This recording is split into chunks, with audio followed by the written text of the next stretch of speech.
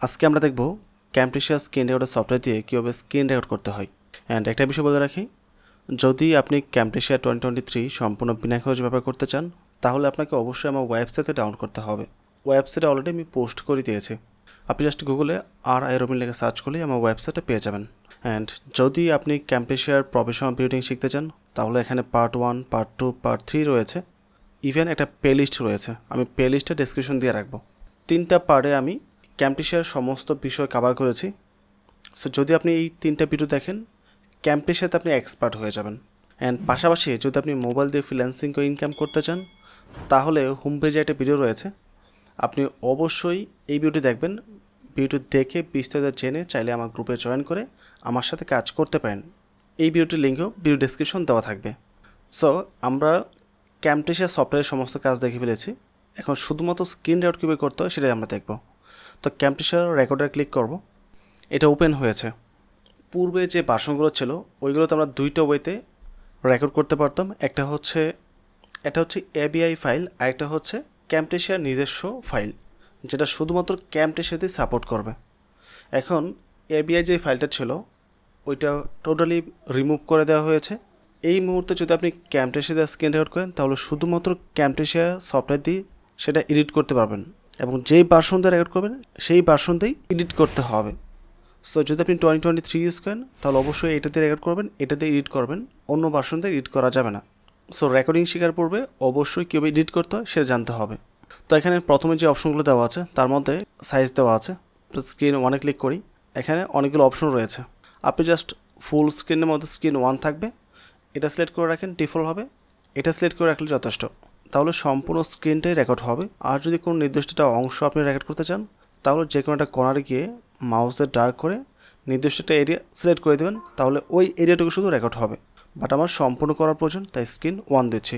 ওকে, তার পাশে হচ্ছে ক্যামেরা অপশন। এখন যেহেতু আমি কোন প্রকার ওয়েব ক্যাম ব্যবহার করছি না, তাই এটা ইউজ করা যাবে না। এখন ওয়েব ক্যাম হিসাবে হিট পাওয়ার ভার্চুয়াল ক্যামেরা কাজ করতেছে, সেটা আমি অফ করে দিচ্ছি, এটার প্রয়োজন নেই। তার পাশে হচ্ছে মাইক্রোফোন।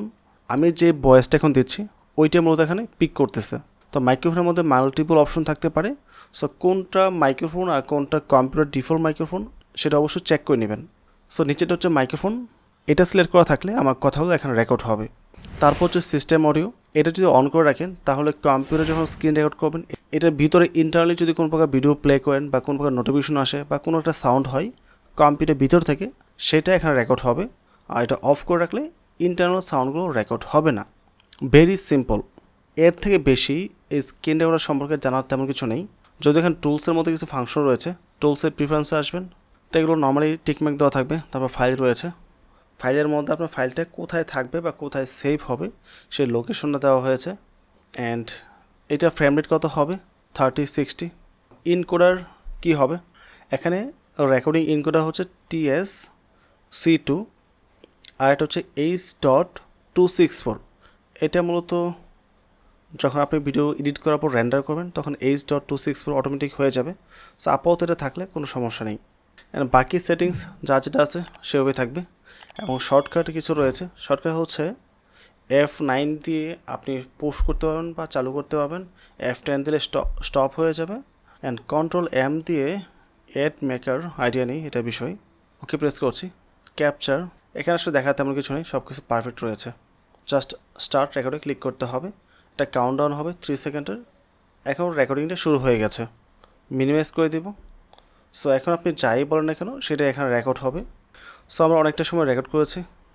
সো এক্সাম্পল স্বরূপ আপনি ভিডিওটা পোস্ট করবেন, পোস্ট করার জন্য কী করতে হবে, ওয়েল মাঝখানে আমি অনেকক্ষণ বকবক করলাম, কী হয়েছে সেটা বলি। আমি ক্যামটেশিয়াতে যখন রেকর্ড করছিলাম, এটা স্টপ করার জন্য মূলত শর্টকাট কী হচ্ছে F9, সেটাই আপনাদের দেখাচ্ছিলাম। F9 প্রেস করলে বন্ধ হয়ে যায়, বাট পাশাপাশি এটাও কিন্তু বন্ধ হয়েছিল, যার ফলে মাঝখানে যাই বলেছি সেটা রেকর্ড হয় নাই, আমাকে বাধ্য হয়ে কেটে দিতে হয়েছে। শুধুমাত্র তার ভয়েস দেওয়া যাবে না। তো আমি F9 প্রেস করে ক্যামটেশিয়া রেকর্ডিং স্টপ করেছিলাম, অন করেছিলাম, স্টপ করেছি, অন করেছি, ফাইনালি F10 প্রেস করে একদম স্টপ করে দিয়েছিলাম। নর্মালি ক্যামটেশিয়া স্ক্রিন রেকর্ডার দিয়ে রেকর্ড করার পর যখন স্টপ করবেন, স্টপ করার সাথে সাথে এটা এখানে চলে আসবে মেইন ফাইলটা। ঠিক এই টাইপে এখানে ফাইলটা চলে আসছিলো, বাট যাই বলেছি তখন সেটা রেকর্ড হয়নি। আমাদের কাজটা এই পর্যন্তই। আপনি ক্যামটেশিয়াতে রেকর্ড করার পর স্টপ করার সাথে সাথে ক্যামটেশিয়া সফটওয়্যারের মধ্যে ইনপুট হয়ে যাবে। এখন আপনি এটা এডিট করে যে কোনো কাজ করতে পারেন। আর যদি এখন এডিট করতে না চান তাহলে ক্রস করে দেবেন, পরে আপনি এডিট করতে পারেন, সমস্যা নেই। আর যেটা আপনি রেকর্ড করেছেন সেটা পেয়ে যাবেন ডকুমেন্টের মধ্যে।